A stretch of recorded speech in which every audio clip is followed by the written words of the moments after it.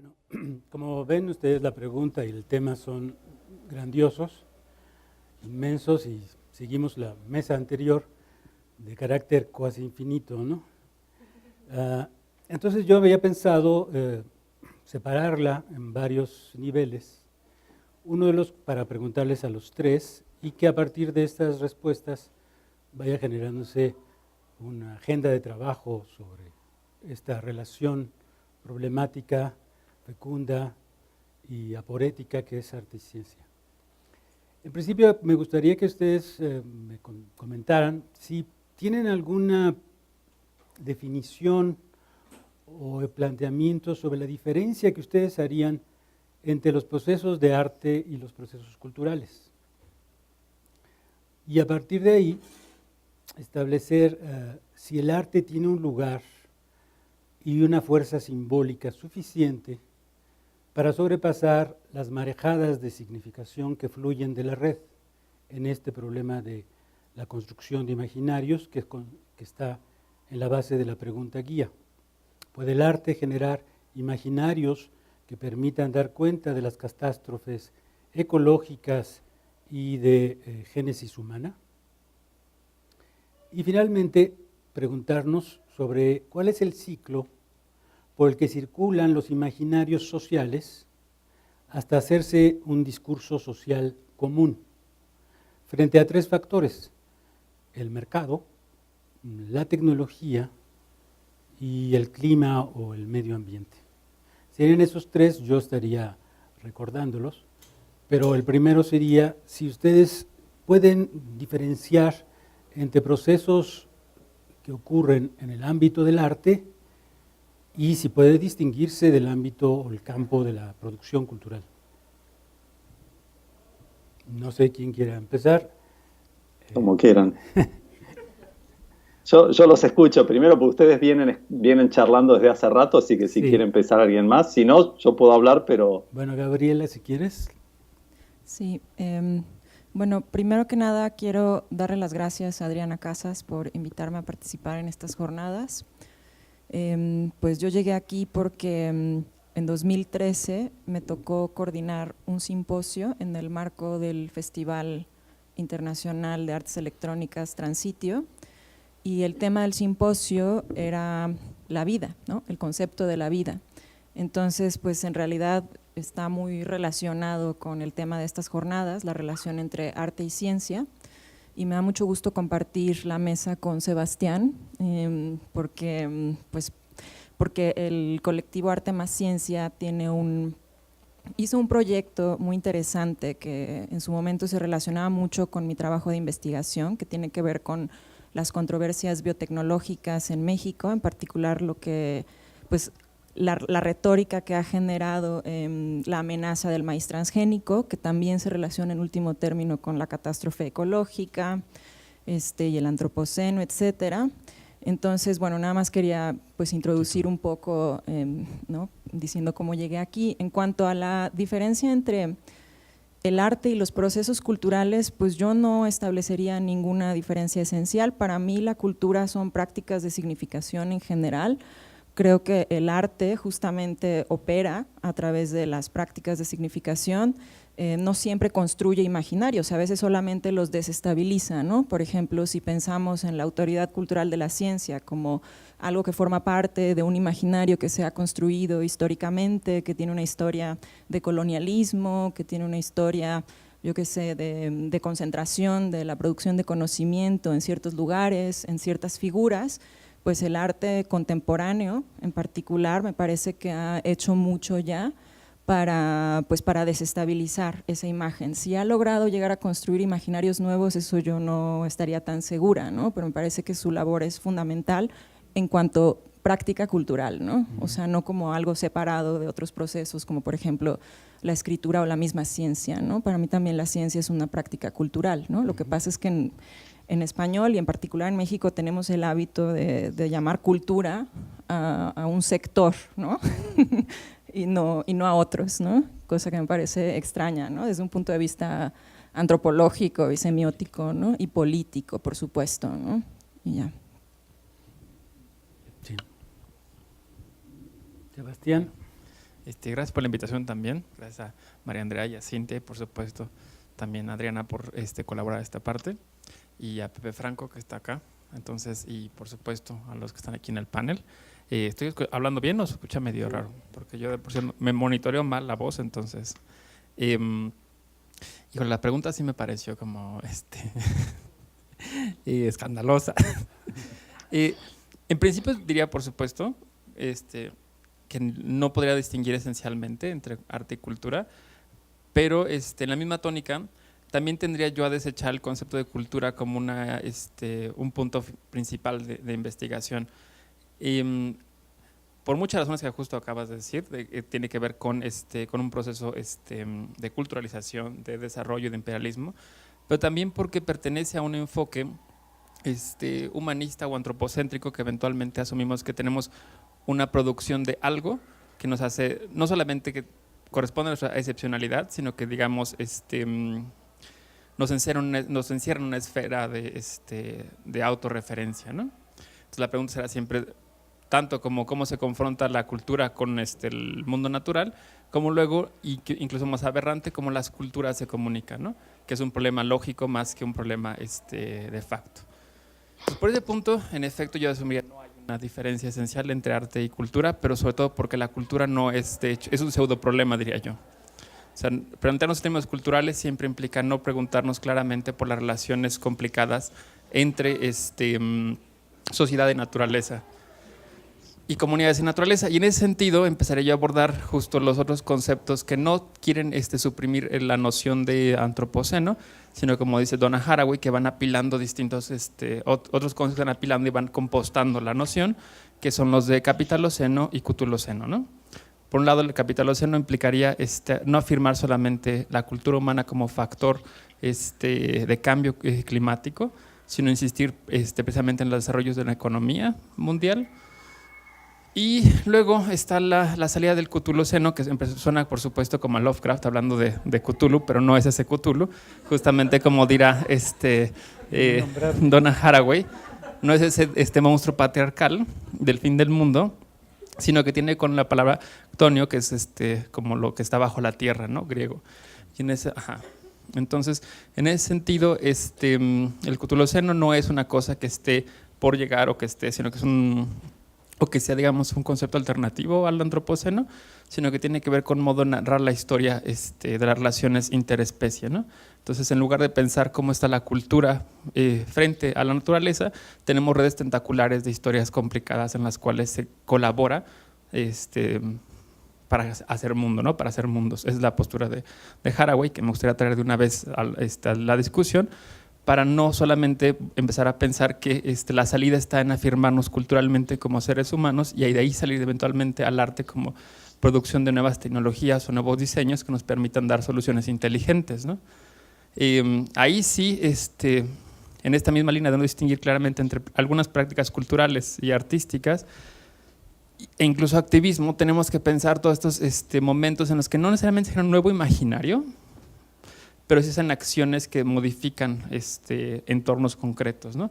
Y muchas prácticas artísticas que no solamente tematizarán arte y ciencia, sino que se comprometen con, digamos, con comunidades en extinción específicas, con problemas ambientales concretos, y entonces ahí más que un imaginario nuevo tenemos una responsabilidad, aunque a veces solo sea como la de Balangi, un poco como el duelo público, ¿no? Ver cómo van desapareciendo las especies, ¿no? Y entonces se colabora políticamente, pero ya no con un imaginario, sino con una acción de duelo.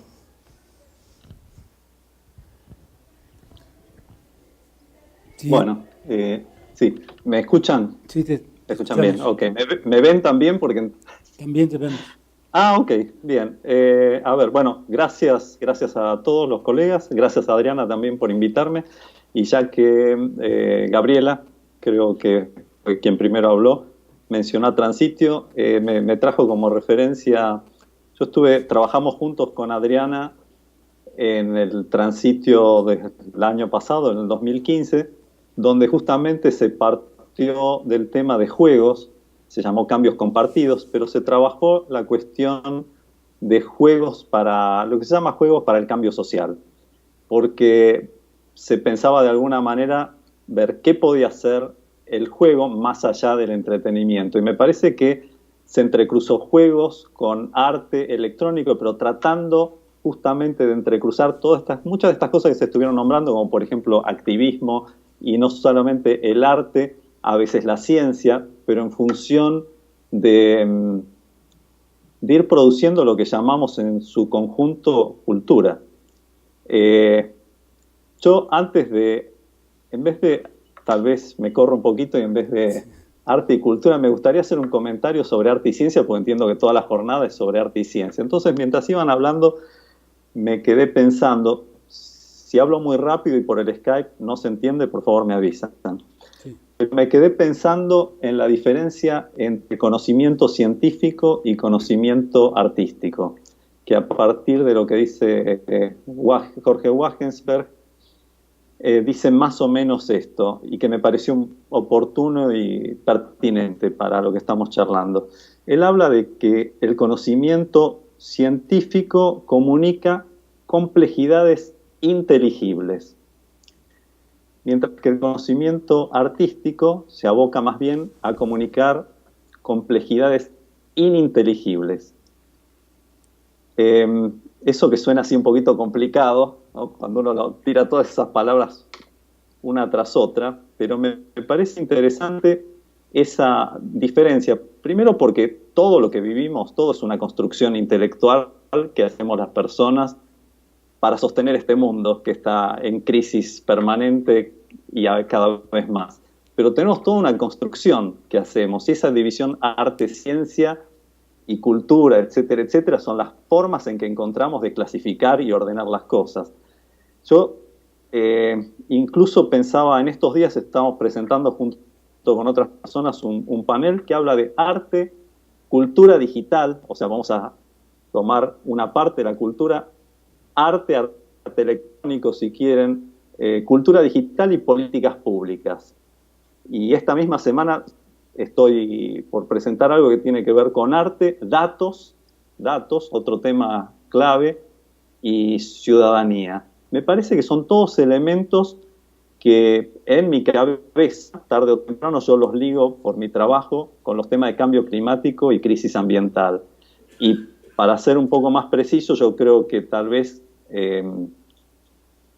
muchas de las cosas que hacemos los artistas, depende de lo que entienda cada artista y lo que entiende cada artista por arte también, pero finalmente lo que hacemos es construir lo que llamamos cultura, que comprende muchas otras cosas y no solamente el arte. Pero en particular, para cerrar esta intervención, me parece que en todo caso, y quiero dar ejemplos concretos después, el arte, por un lado, está esta fuerza simbólica que mencionabas al comienzo, pero yo creo que se puede ir y se va mucho más allá de una fuerza simbólica. Está lo simbólico y a veces se puede llegar más allá. A pesar de la fuerza que tiene lo simbólico, trataré después de dar algunos ejemplos concretos, para mí van más allá de lo simbólico.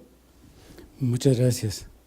Bueno, la segunda parte trataba de involucrar este proceso de construcción de sentidos en la sociedad y cómo estas múltiples polos o centros o incluso individualizaciones que se hacen de los procesos de producción de significados sociales o de reproducción de significados sociales está ocurriendo de una manera masiva a través de esta reticulación y vascularización que están ofreciendo el Internet y las redes sociales, los media social, que hacen que esta significación tenga una inestabilidad constante, unos desplazamientos constantes, y no podamos dar por descontado ningún sentido social común constante.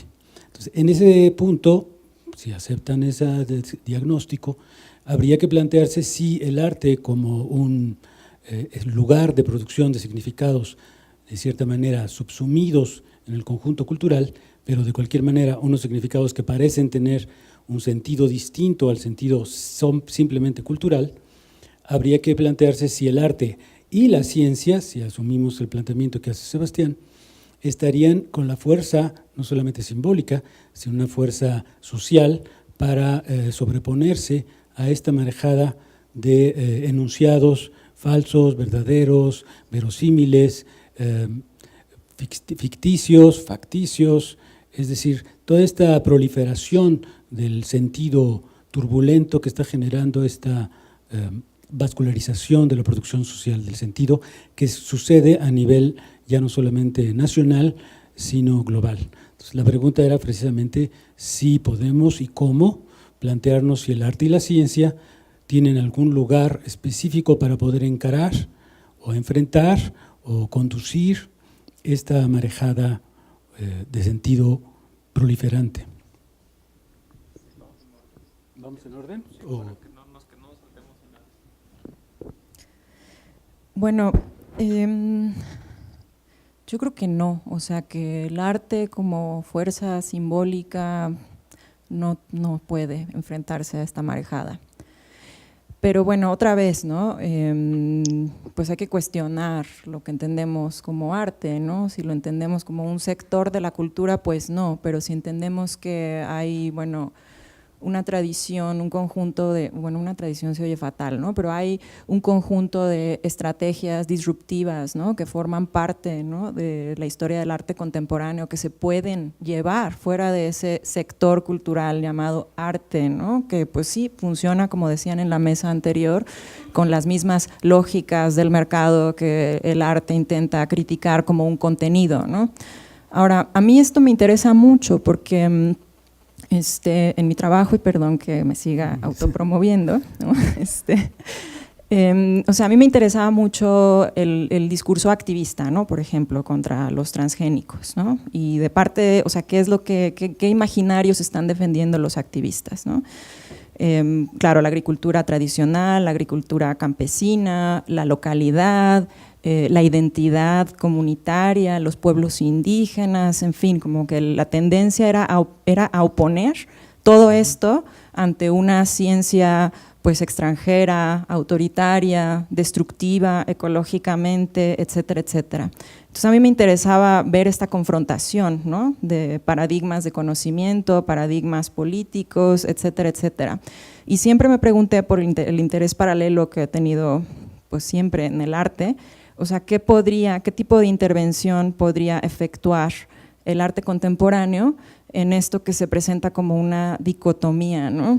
Y bueno, mi impresión era que bueno, el arte contemporáneo lo que puede hacer es cuestionar ambos lados, ver qué es lo que tienen en común a pesar de las apariencias y dónde el discurso activista a veces fracasa o no alcanza a adquirir la fuerza suficiente, la que necesita para convertirse en un poder social significativo, ¿no? Algo que realmente permita pues rechazar, ¿no? Esta penetración de la tecnociencia pues en todas las esferas de la vida social, ¿no? Empezando por lo que comemos, por, ¿no? Lo que conforma nuestro cuerpo, ¿no? Nuestros cuerpos y el cuerpo social. Entonces, pues me encontré con el proyecto de Arte más Ciencia, que tiene un nombre muy curioso, se llama Sin Origen, Sin Semilla, y me dio a mí la impresión, ¿no? De que el discurso de estos artistas y científicos que estaban colaborando, pues realmente estaba diciendo algo distinto, ¿no? O sea, no estaba solamente reiterando lo que los activistas con los cuales yo puedo estar políticamente muy de acuerdo, ¿no? Pero a nivel de la retórica me parecía como muy problemático, ¿no? Estar repitiendo siempre lo mismo sin tener efectos significativos, ¿no? Básicamente, ¿no? Entonces, ¿qué es esto de sin origen, sin semilla? Bueno, quizá hay otro modo de relacionarse con la ciencia y con la tecnología que no sea un puro argumento de defensa localista, identitario, tradicional, etcétera, ¿no? Ahora, después de encontrarme con este proyecto, del que seguramente Sebastián nos podrá hablar un poquito más, me quedé más bien desazonada, ¿no? Porque me parece que tampoco ha tenido grandes efectos, ¿no?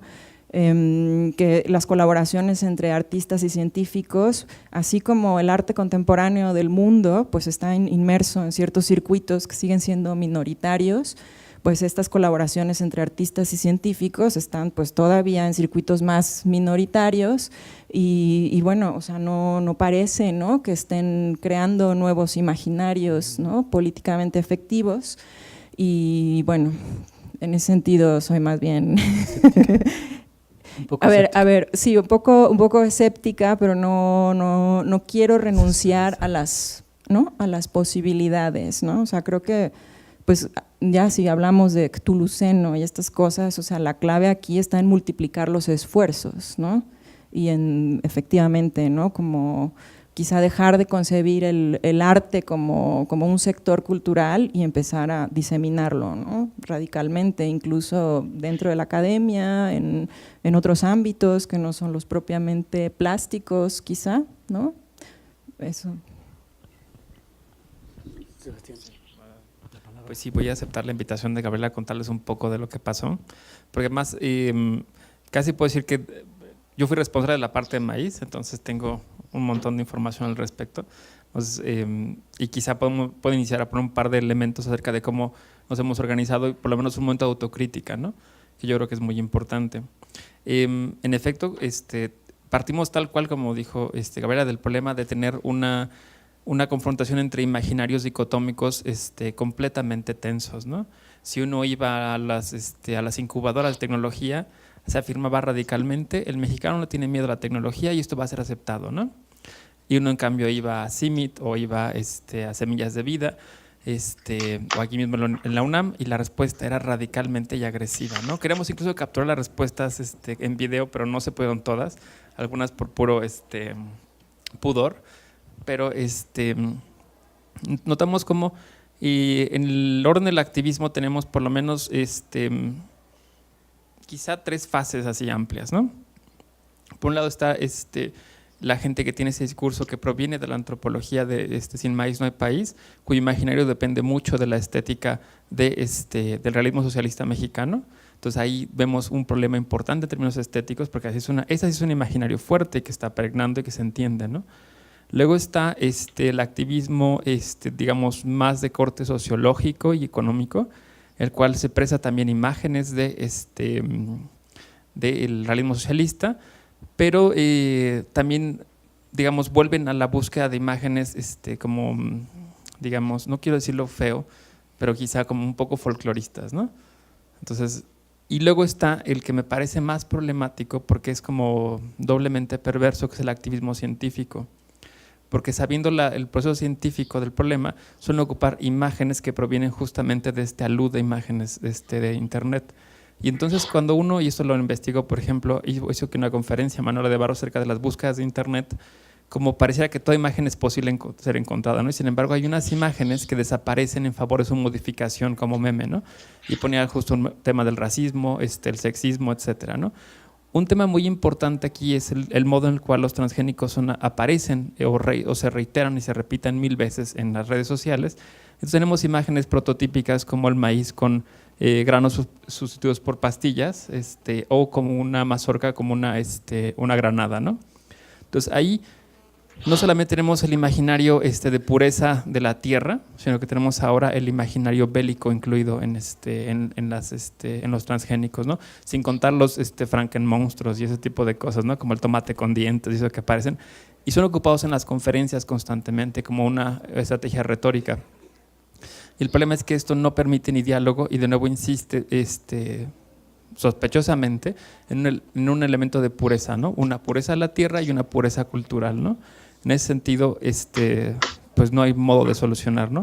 El proyecto fue planteado, sobre todo tanto polinización cruzada como ligeramente tóxico, como un proyecto que descentra la discusión desde la cosa esta de lo artificial como jugando a ser Dios o la impureza, y pensar más bien el proceso de toxicidad del medio, así mismo como el del incremento de información. Entonces ahí el proyecto era más bien insistir en cómo es que la información se pliega y se repliega y se revuelve, y entonces uno se quedaba viendo los videos y el tiempo que se quedaba uno tenía cierta información, justo se contaminaba como los maíces se contaminan unos a otros para polinizarse, y el otro de la polinización cruzada era detección de transgénicos, y el tema que del que se hablaba como tácitamente es la estrategia de toxicidad usada para establecer monocultivos, ¿no?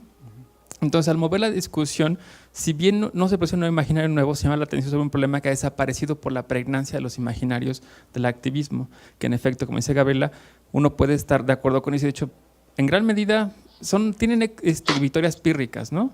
Ganaron la moratoria, se evita que entren los transgénicos, pero generan problemas de falta de diálogo, ¿no?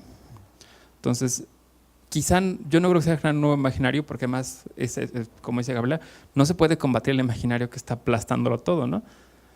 Pero sí descentrar la discusión en ese sentido, ¿no? Ricardo. Bueno, gracias. Sí, interesante lo que decían los colegas, así que me iba anotando cantidad de cosas. Tal vez para llegar a nombrarles un proyecto que tal vez les resulte de interés en este contexto, les quiero comentar cómo en cierta etapa yo llegué a trabajar y a vincular temas que tienen que ver con arte, ciencia, tecnología, en particular con cuestiones de cambio climático y crisis ambiental en general. Recuerdo hace ya unos cuantos años cuando, así un poco inocentemente, yo fui a hablar con algunos científicos y algunos expertos en distintas tecnologías que justamente estaban estudiando temas de cambio climático. Y como nos sucede muchas veces, pensaba, bueno, ¿cómo podemos ayudar? Uno se acerca a cierto tipo de personas que tienen el conocimiento científico en cierta área y en particular uno dice, bueno, es que podemos nosotros ayudar, pensando que me iba a dar una palmadita en el hombro y me decir, bueno, anda pibe, como decimos en los porteños, anda pibe, volvé a tu casa, seguí haciendo los ruiditos, porque yo hago ruiditos raros como compositor, y fue todo lo contrario, se repitió que los científicos y los expertos en tecnología me decían prácticamente palabra más, palabra menos, los que van a cambiar las cosas son ustedes, refiriéndose a los artistas, no nosotros. Nadie cambia el mundo con estadísticas, cuadros y explicaciones científicas. Nadie lo hace. Y ahí empecé a hacer una cantidad de cosas, porque yo en ese momento no lo tenía tan claro, pero yo creo que es así, porque somos los artistas en general los que ayudamos a producir ciertas acciones en la sociedad, por lo menos algunos artistas. Yo creo que eso es posible. Jacques Attali, que es economista, escribió hace muchísimos libros, hace muchísimos años, un libro que se llama Ruido, la política económica de la música, donde habla del poder de la música en Occidente. Y a mí me encanta porque es economista, ¿sí? No es un músico, pero él es el que habla del poder del arte y en particular de la música. Y el elemento artístico, en particular el de la música, como anticipador, lo que va a venir en la sociedad. En particular me gustaría comentarles, a partir de estas charlas que yo tuve en aquel momento con estos científicos, etcétera, etcétera, brevemente ahora, y si después podemos lo extendemos, inicié un proyecto que se llama Balance and Balance. En español es equilibrio, desequilibrio, sin saber muy bien qué iba a suceder. Pero a ver, después de 5 conferencias internacionales que sucedieron en Argentina, Canadá, Australia, Estados Unidos y Colombia, y la próxima va a ser en Inglaterra, con prácticamente nada de recursos, ¿qué se logró hacer? Todas las conferencias, a diferencia de esta que felizmente están teniendo ustedes ahí, generalmente se vinculan y nos reunimos, los abogados con los abogados, los arquitectos con los arquitectos, etcétera, etcétera. Siempre nos reunimos lo que sabemos y somos especialistas en algo. Bueno, ¿qué se hace en Balance and Balance? Los artistas, en general artistas electrónicos, convocamos a personas, artistas, científicos, especialistas en tecnología, filósofos, expertos en management y leadership, políticos, formadores de opinión, etcétera, a un simposio internacional que, como les dije, se realizó en varios lugares y que traigan ideas lo más concretas posibles para enfrentar temas de crisis ambiental y cambio climático.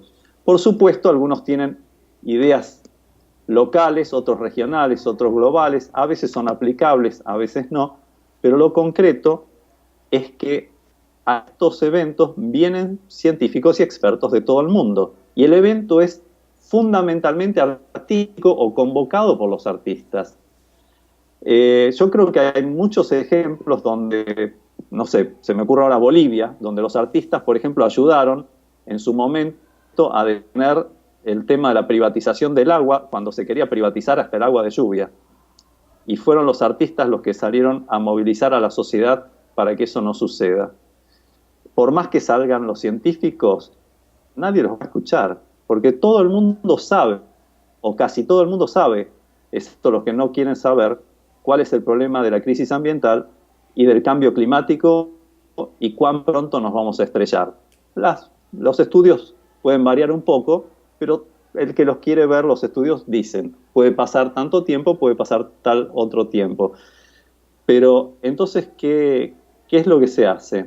Si los científicos no pueden cambiarlo, yo creo que la estrategia de trabajar en forma conjunta entre distintos sectores puede funcionar.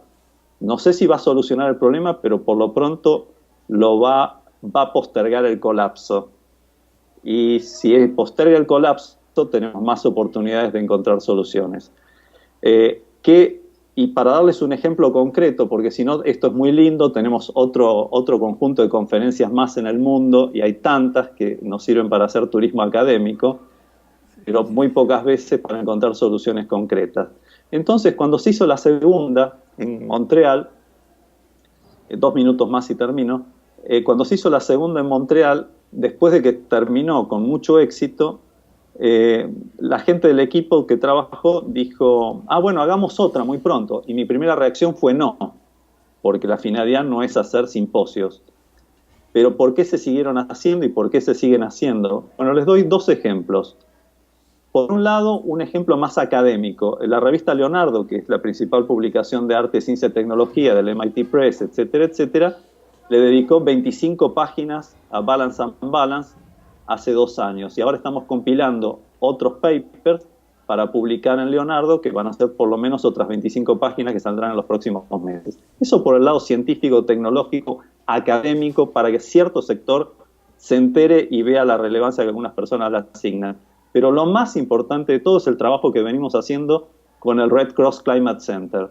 O sea, si hay algo más que opuesto, yo diría casi oblicuo, en su distanciamiento, es, por ejemplo, yo me dedico a la música electroacústica. ¿Y qué tendrá que ver eso con las urgencias inmediatas de un centro el Centro del Clima de la Cruz Roja Internacional, que tiene urgencias, como digo, inmediatas? Sin embargo, por iniciativa de ellos y no nuestra, ellos encontraron que nosotros podíamos trabajar juntos en cierto tipo de iniciativas y que esto los ayudaba a ellos a cumplir parte de su misión. Quiere decir que allá hace varios años que venimos trabajando. Artistas electrónicos, hemos hecho una serie de acciones con artistas sonoros y electrónicos de todo el mundo, trabajando en conjunto con el Red Cross Climate Center.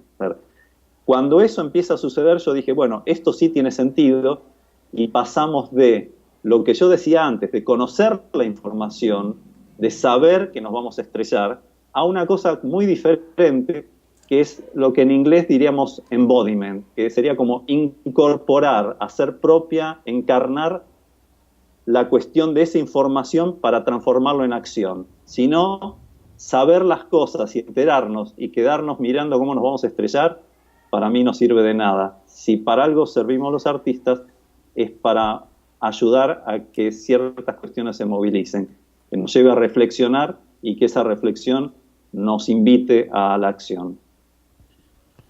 Gracias.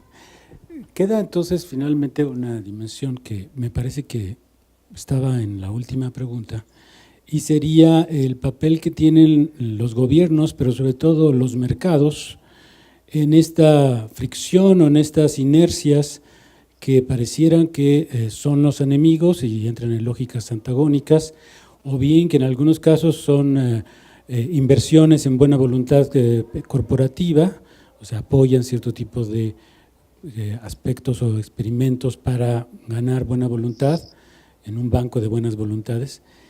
Pero me parece que hay esta dimensión del mercado como un espacio ineludible en esta forma de capitalismo simbólico en el que estamos, en la que van a aparecer películas como Terremoto, como Huracán, que generan esta información de una manera dramática, incluso trágica o catastrófica, y generan quizá una serie de anticuerpos significativos o bien de anestesias sensibles con respecto al fenómeno global, planetario, y solamente sirven para estar 2 o 3 horas viendo grandes efectos especiales. frente a ese tipo de iconicidades, frente a ese tipo de narrativas, ¿qué tanto puede el artista, más el científico, generar incidencias en uno de los procesos que en teoría de la comunicación se llaman los procesos de difusión, diseminación y divulgación, o por ejemplo en la teoría de la comunicación de innovaciones, el proceso de transformar de una información en una actitud a un comportamiento o a una acción?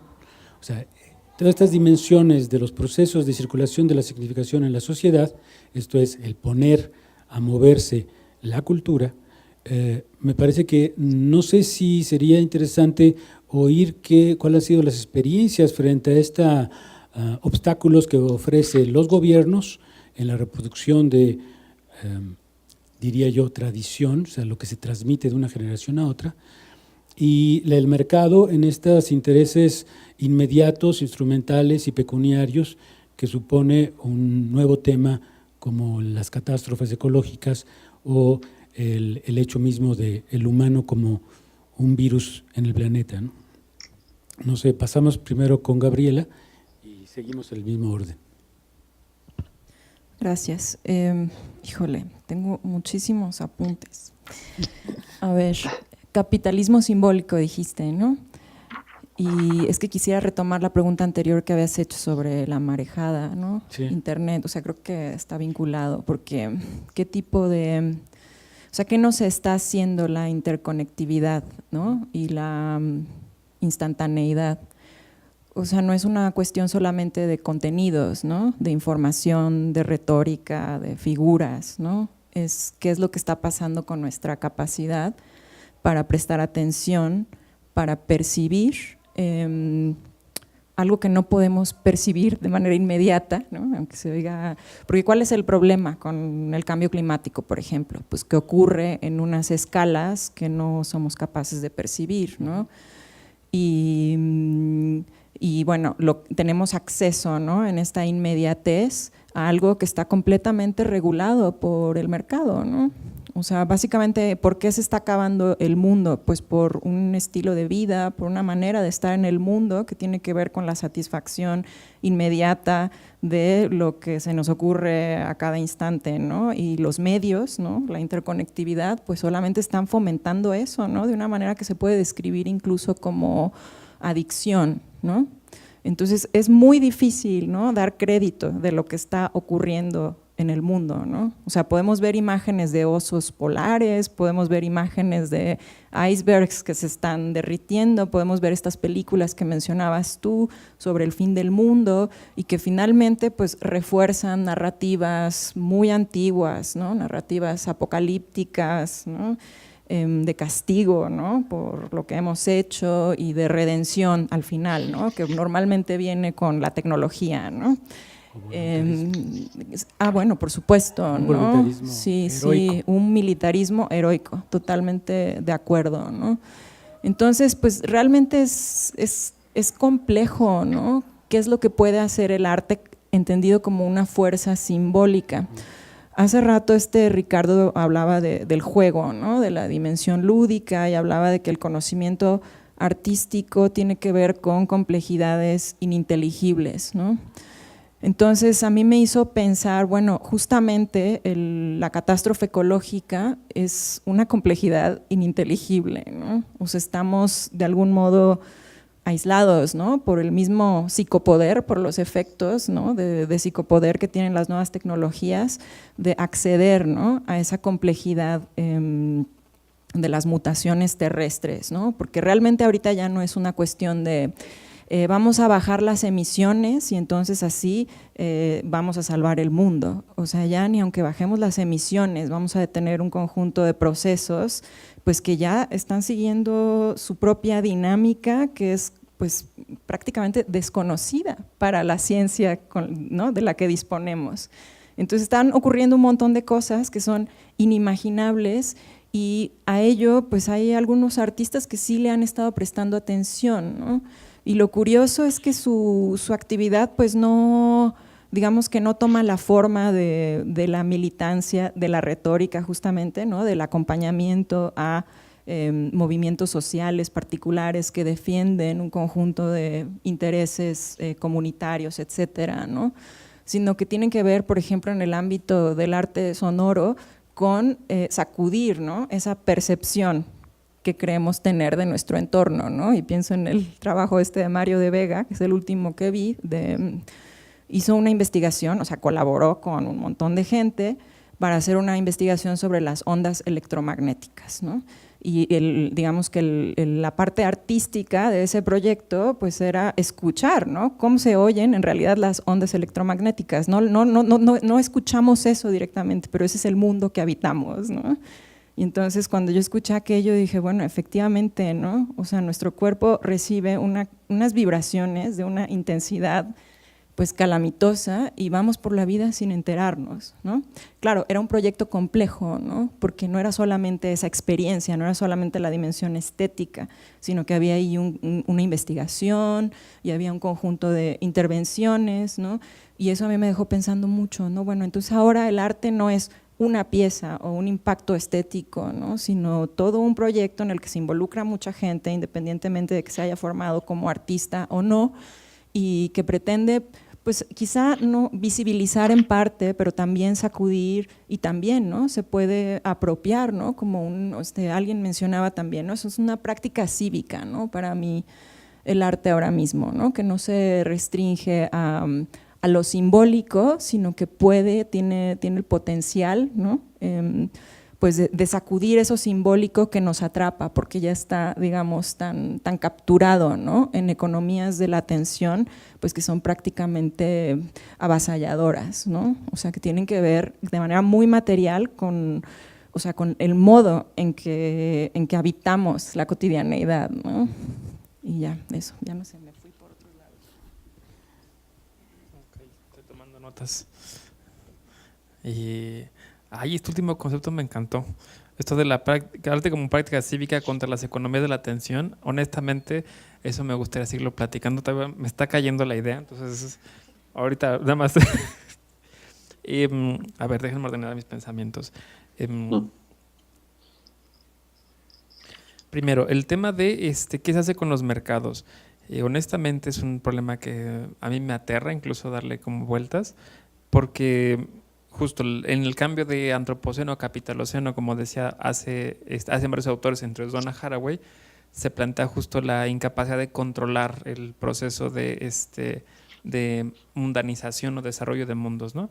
Y ahí me parece que, es decir, de lo que carece la valorización del valor es justamente de una finalidad real, ¿no? Y preguntarnos por el modo de establecer finalidades o fines justo de comunidades concretas me parece urgente. ¿Cómo se hace eso y cómo se hacen comunidades? Me parece como una cosa que no sé bien, aunque hay mucha gente pensándolo, yo en lo personal no logro darle todavía la vuelta como apropiarlo, ¿no?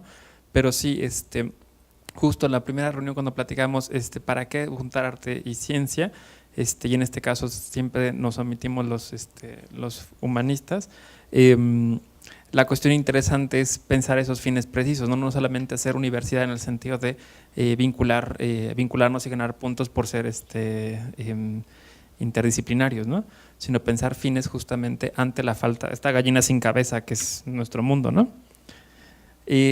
Eso por un lado, ¿no? Como el problema sería no solamente desarrollar el vínculo arte y ciencia, sino comunidades con fines reales, ¿no?, cualquiera cosa que signifique eso. Luego, tomando también el concepto ahorita de complejidades ininteligibles, me parece que aquí es una cosa que he estado trabajando, no es el concepto precisamente, sino el tema de lo sublime y cómo se apropia, digamos, un sublime cinematográfico o como le llaman un falso sublime también. No me acaba de gustar, pero aquí utilizan el concepto para hacer referencia al kitsch.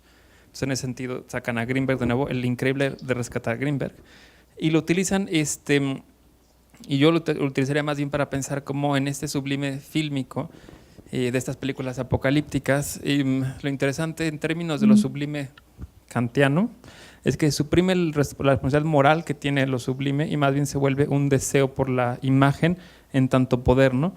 Y ahí uno tendría que pensar cómo estas imágenes tienen una pedagogía de digamos, educación en la destrucción y en el consumo brutal, de sentir placer por ver la destrucción, ¿no? Y en ese sentido, esas películas bien intencionadas del cambio climático, de hecho nos ponen de nuevo con el sentido de lo sublime. ¿Quién es el que está detrás de lo sublime? Somos nosotros que estamos complaciéndonos con la destrucción, ¿no? Es una autocomplacencia de ver, somos nosotros los que destruimos el mundo, ¿no? Es una fuerza humana gigantesca la que está detrás de esto. Así que contra las imágenes había que pensar justo el momento en el que el desarrollo artístico nos quita la imagen de por medio, en la complacencia justamente de en esta cosa que quiero vincular, pero todavía no me cae el 20 que dices, las economías de la atención. Como solamente nos fijamos en el icono y en ese sentido una suerte de amor al ídolo y no pensamos justo en la responsabilidad que está detrás, ¿no? Entonces ahí estoy apenas como dándole vueltas, pero dejo la palabra. Ricardo. Me agarraron tomando, los escucho y sigo tomando notas. Muy interesante. A ver, también tratando de poner las ideas un poco en orden. Gobiernos y mercados. Gobiernos y mercados forman parte de la realidad. Entonces, si queremos pensar en el arte y los artistas en esa forma tan romántica de vamos a ir en contra de, yo no creo que se logre tanto, sinceramente. Retomando lo que les decía antes del Balance and Balance, recuerdo que en el 2015 en Arizona vino una persona de lo que podríamos considerar son como los enemigos, ¿sí? Vino el vicepresidente de una compañía de esas que ni se conocen de tan grandes que son porque operan en ciertos niveles de consultoría con grandes gobiernos. Operaba en unos 120 países con un presupuesto de unos 120.000 millones de dólares anuales. Este señor se quedó los 3 días, junto con todos los artistas, filósofos, etcétera, etcétera. Y yo creo que todos aprendemos de los otros y tratamos de entender cuál es la lógica del otro, porque me parece que es el único modo de empezar a encontrar los puntos comunes que hagan avanzar, los puntos comunes y las diferencias en las que podemos decir estos son los elementos en los que claramente pensamos distintos, pero tratando de ir un paso más allá y teniendo el tiempo y la oportunidad directa de dialogar, debatir, confrontar, para poder ver qué se hace. La buena voluntad no sirve. Es un paso, pero digamos, no sirve, me refiero, es un paso, no es suficiente, ¿sí? Porque con los años cada vez utilizo más de esas frases hechas. Tenemos el camino del infierno, está empedrado de buenas intenciones, ¿no es cierto? Entonces, entre otras cosas, piensen en las próximas políticas que se vienen ahí nomás al norte de donde están ustedes, y al mismo tiempo ayer o antes de ayer leía un artículo, es como anecdótico, pero creo que refleja el estado de situación. Al mismo tiempo decía un artículo en el diario, Miami se está quedando sin playas por el aumento, por una serie de críticas locales y por el aumento del nivel del mar. Entonces, no existe, se dice. ¿No quieres repetir un poco? Que se está quebrándose un poco tu perdón. transmisión. Decía, al mismo tiempo, por un lado, algunos políticos dicen el cambio climático no existe, y por otro lado, leí en este artículo que en Miami se están quedando sin playas por una serie de problemas locales y además por el aumento del nivel del mar. Entonces, hay como una pequeña contradicción entre la realidad y el discurso político y de los mercados. Yo creo que a veces, aunque sea necesario por una parte, se discute a nivel político cuestiones que prácticamente son absurdas, porque estamos hablando de problemas cotidianos menores frente a los problemas gravísimos que vamos a tener en muchísimos países y que estamos ya teniendo en muchísimos países, pero el tema del cambio climático no es una cuestión imaginaria. ¿Por qué?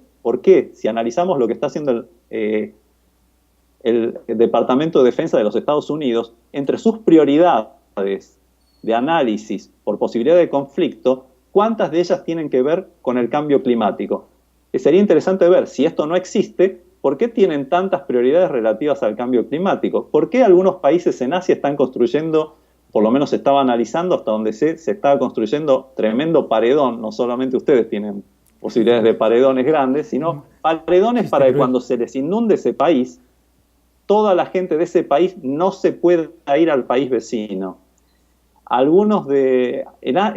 Esto es un país, digamos, en Asia, y dentro de la Polinesia ya sucedió que algunas personas, su nación entera, tuvo que comprar territorio en otra isla para poder mudar todo su país adentro de otro país. Esa nación se va a vivir dentro del Estado nacional de otro lugar.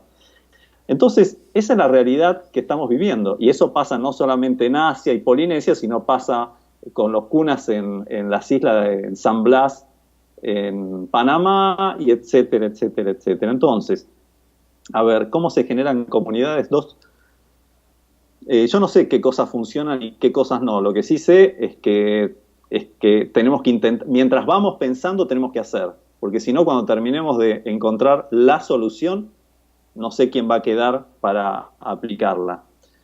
Yo creo que una forma es el trabajo transdisciplinar. Y perdón, doy una referencia de lo que yo hago, que es lo que mejor conozco. En mis clases, tanto lo hice en Canadá, donde yo enseño, como lo he hecho en otros talleres. Por ejemplo, mis alumnos que son artistas, a mis clases han venido antropólogos, filósofos, un científico espacial, un mago, no sé, gente del mundo del baile, un camionero, un especialista en rayos X, un supervisor de call center, y así se aprende, porque para aprender las técnicas y las tecnologías no nos hace falta ir a la universidad. Los chicos en la universidad aprenden de técnicas y tecnologías por YouTube ahora. A la universidad vamos para otra cosa, y me gustaría ir redondeando con esa idea. Vamos por una cuestión de desarrollo de pensamiento crítico, de poder debatir ideas, y yo creo que la clave está en que repensemos urgente la universidad del futuro, porque la universidad es lo que moldea el resto de la sociedad. De ahí salen los abogados, de ahí salen los arquitectos, de ahí salen los ingenieros, y todo lo que la universidad certifica para permitir que la sociedad que tenemos a nuestro alrededor sea como sea. Entonces, la ayuda desde lo transdisciplinar me parece que va a dar un paso adelante. Bueno, pues muchísimas gracias. Creo que ya se nos acabó el tiempo. No sé si todavía haya tiempo para alguna pregunta. ¿Sí? Nos van a preguntar al panel. ¿O inquietud?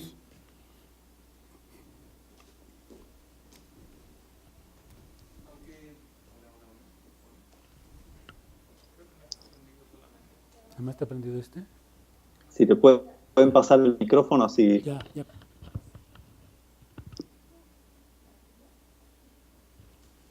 Están prendiendo el micrófono.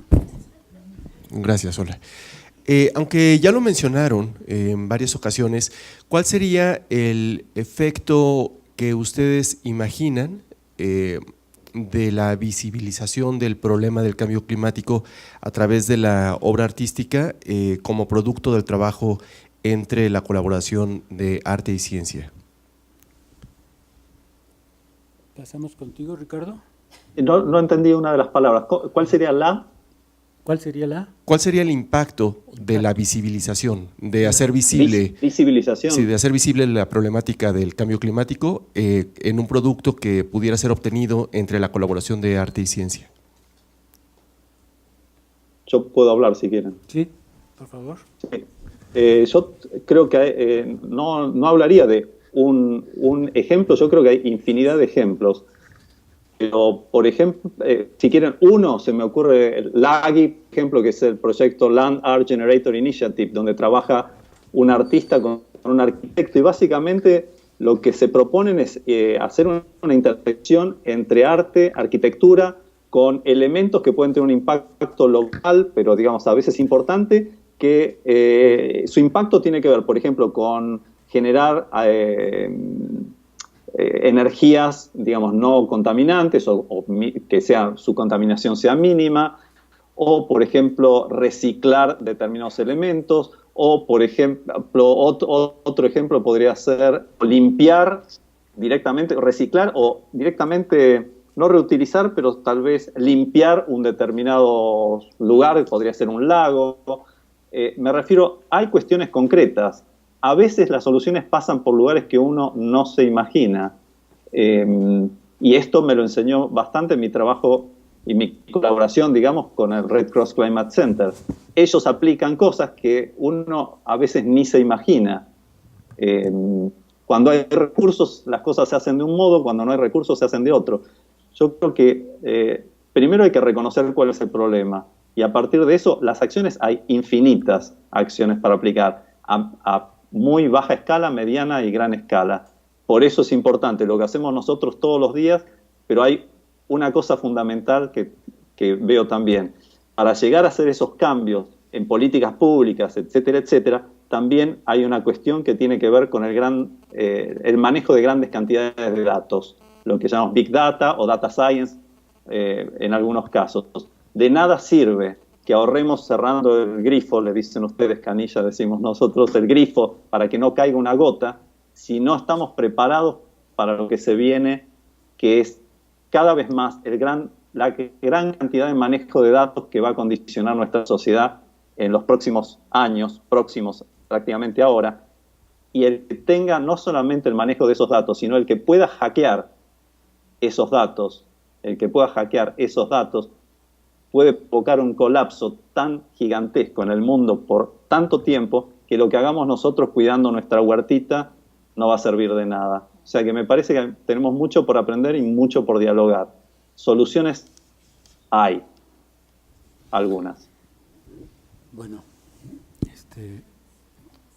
¿tenemos otra pregunta? Sí, de este lado. A ver, a mí me llamó mucho la atención desde el principio de la exposición un fenómeno que me parece muy interesante como para poder pensar el problema, que tiene que ver con el imaginario.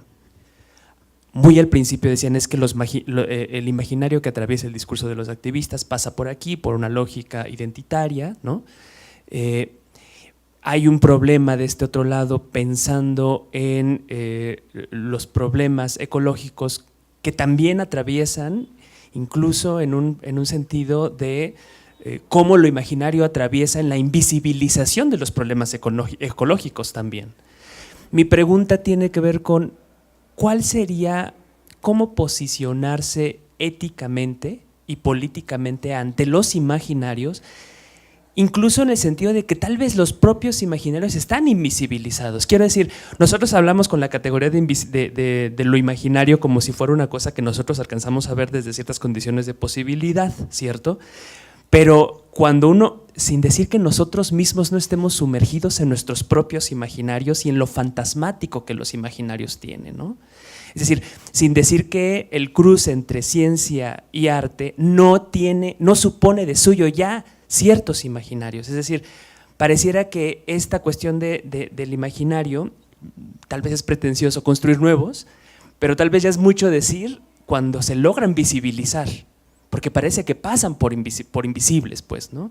Entonces, un poco mi pregunta sería esa, ¿cómo posicionarse ante el problema del imaginario, tanto este tipo de imaginario que invisibiliza estos problemas con los problemas ecológicos, pero también los imaginarios que nos atraviesan a nosotros en nuestra propia praxis, tanto científica como artística? ¿Quieres contestar? Perdón por tocar el micrófono. Ay, pues gracias por esa pregunta porque a mí me ha acompañado mucho tiempo. Sí. Podría decirse que era mi pregunta, ¿no? Así, para con el activismo. Y sí, o sea, creo que hace rato José Luis Barrios hizo una observación en este sentido, como, bueno, se trata de pensar nuestra propia inmersión en la ideología, ¿no? O sea, por supuesto, ¿no? Que no vamos a tratar ni a las comunidades, ni a las retóricas, ni a los imaginarios como objetos ahí afuera que nosotros podemos analizar sin estar implicados en eso, ¿no? O sea, creo que la ética y la política dirían justo por no caer, ¿no? Por no reincidir, ¿no? en esa epistemología, pues sí, tan tradicional y tan tan cómplice, ¿no?, de lo que estamos viviendo, ¿no? Me estaba acordando, y nada más para retomar algo que decía Sebastián al principio, ¿no?, de que la cultura y el imaginario, todo este vocabulario es muy antropocéntrico, ¿no?, y necesitamos otras perspectivas para abordar la crisis ecológica, pues, que habitamos, ¿no? Y sí, yo detecto, ¿no?, que hay no detecto, es obvio, ¿no?, que hay un interés por lo inhumano y lo posthumano y lo postantropocéntrico en la cultura en general, no nada más en el arte, ¿no? Como por dejar de hacer sentido, ¿no? O sea, dejar de estar, ¿no?, narrativizando y más bien poner en cuestión, ¿no?, el acto mismo de narrativizar. Entonces, hace poco estuve en un encuentro de artistas en Cuenca, en España, que se llama La Situación, y participaron unos argentinos que se llaman, creo que son argentinos, no me acuerdo. Sonaba. Se llaman La Internacional Errorista, ¿no? Tienen ya muchos años trabajando. Entonces, bueno, para mí fue como una epifanía, ¿no? Porque intervinieron al final del encuentro, cuando todo mundo, como tenía estas pretensiones de ser así muy horizontal y muy conflictivo y muy participativo y no sé qué, pues se armaron los pleitos entre las feministas y entre los semiotas y entre los del afecto, ¿no? O sea, como que empezó todo a hacerse una cosa como de sectas en disputa, ¿no? Y quién iba a definir lo que había sido aquel encuentro. Y llegaron estos de la Internacional Errorista, interrumpieron el debate que ya estaba como estancado, ¿no? Ya nomás estaba dando vueltas y no había manera de salir de ahí, ¿no? Entonces estos interrumpieron y llegaron vestidos de mazorcas, ¿no? Y se presentaron como transgénicos y transgénero y trans de todo, y empezaron ahí a contar chistes y sacaron a todo mundo del auditorio, armaron una performance en la que el eslogan era "no se puede". ¿No? Entonces iba toda la gente muy contenta diciendo "no se puede", ¿no? Pero lo que se les venía a la cabeza, ¿no? Y entonces yo estaba muy impactada porque, o sea, de verdad que me pareció una revelación, ¿no? Digo, aparte de que detecté ahí, bueno, o sea, estrategias, eso, ¿no? Tácticas, estrategias, ¿no? Dadaísmo, ¿no?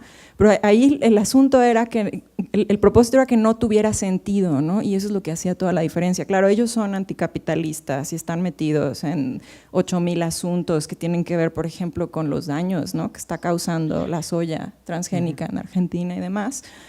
Pero su manera de intervenir era como negativa y muy poderosa, ¿no?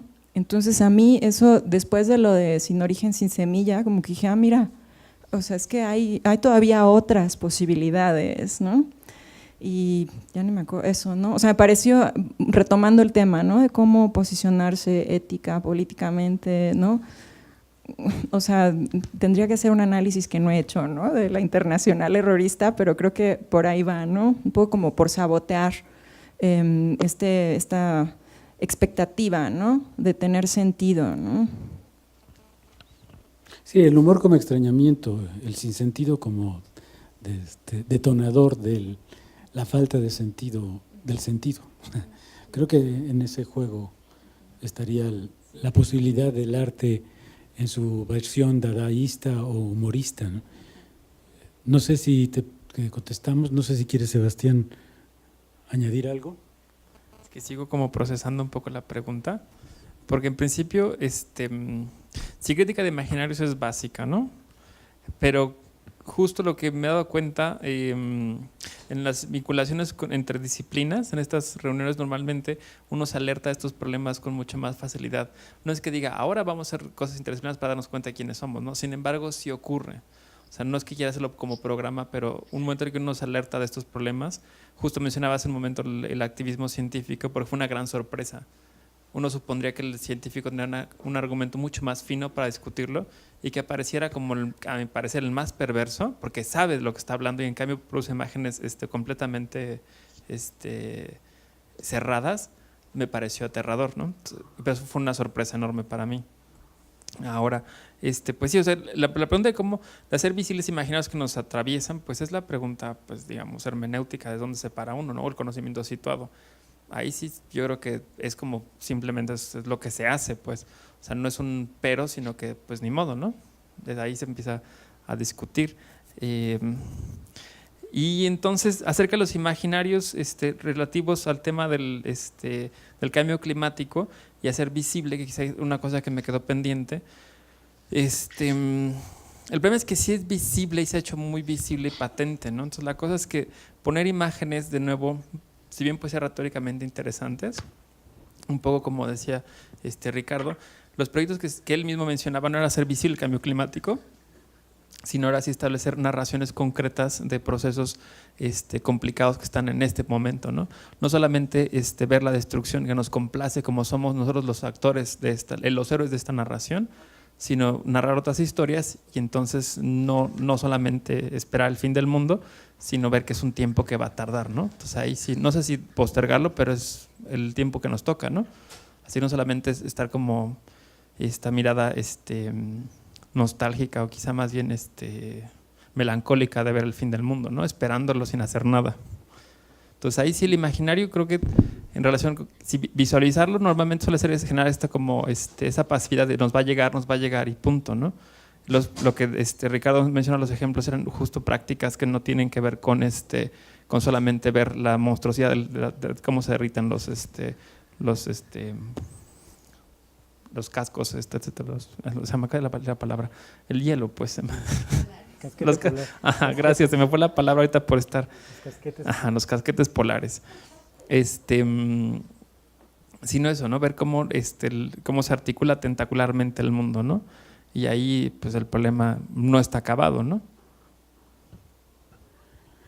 Bueno, creo que ya se nos acabó el tiempo finalmente, no hay ninguna pregunta más. Creo quedaron muchas cosas en el… Si no hay preguntas, ¿puedo redondear algo? Sí. Sí, puedes redondear, ¿Sí? Ricardo. ¿Puede ser? Sí. Simplemente tomando lo que dijo Gabriela antes, que muchas veces comienzo mis charlas mostrando un slide donde dice no creo en el cambio climático, donde está así escrito en una pared, muy así con graffiti, mientras se ve que está medio tapado por el agua, que se nota que está subiendo, y a veces el humor, la ironía, con muy poco tiene un efecto que miles de palabras y lo que decía al principio, cuadros y estadísticas no tienen. Y solamente una cosa más, CISEC dice que tal vez algunos gobiernos, parte de la sociedad, tal vez todo esto del cambio climático es un nuevo opio para las masas, porque ahora estamos preocupados por esto porque siempre la idea es imbuirnos miedo. Y tal vez eso sea cierto, pero para eso lo único que podemos hacer es seguir intentando ver en dónde estamos inmersos, porque muchos científicos plantean que nosotros tal vez vivamos en una Matrix. ¿No quieres Entonces, repetir, es difícil a veces saber. ¿No quieres repetir antes? Que muchos científicos dicen que un porcentaje muy alto, consideran que es probable que nosotros estemos viviendo en una especie de en una especie de mundo, ¿sí? El tema es, ¿cuál es la realidad?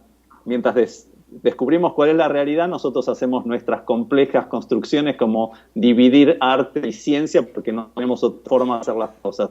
Yo creo que tenemos mucho por aprender, mucho por discutir. Este tipo de diálogos es muy importante, pero terminemos, cuando salgamos de los diálogos, como dije hace un rato, reflexionando y salir a hacer mientras seguimos reflexionando. Bueno, se congeló un poquito la imagen, pero sí alcanzamos a escucharte, no a verte. No te hiciste visible, pero sí audible. Es suficiente. Creo que Gracias. Terminamos esta mesa. Muchas gracias por su atención, aunque haya sido un pacto de atención. Yo